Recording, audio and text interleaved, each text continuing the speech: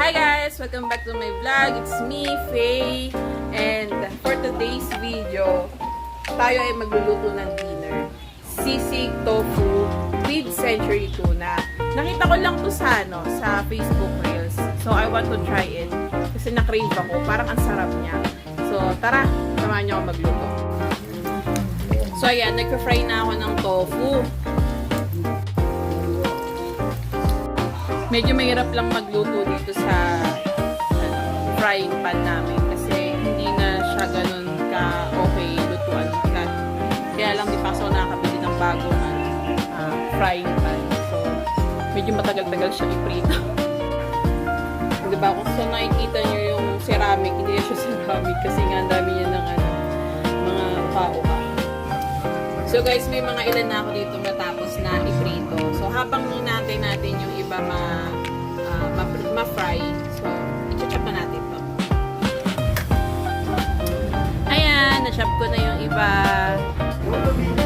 And we are busy watching Iron Man 2008 with Daddy Chog Chog and Baby! Hi! I cannot wait na maluto na ang aking niluluto. So, siya matikman. So, ayun. Tapos na natin iprito lahat ng mga tofu. So, magigisa na tayo. So, magigisa na tayo.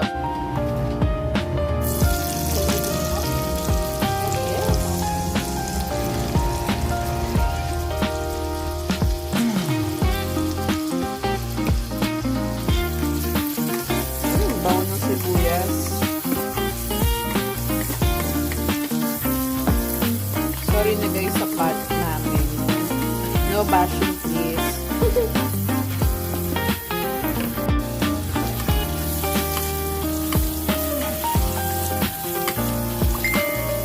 So ipapa-brown lang muna natin yung sibuyas. And then after na ma-brown na siya, lalagyan natin yung century. So yan guys, nilagyan natin yung century tuna. Gisa-gisa lang natin yun. So ito na, nilagay ko na ang tofu.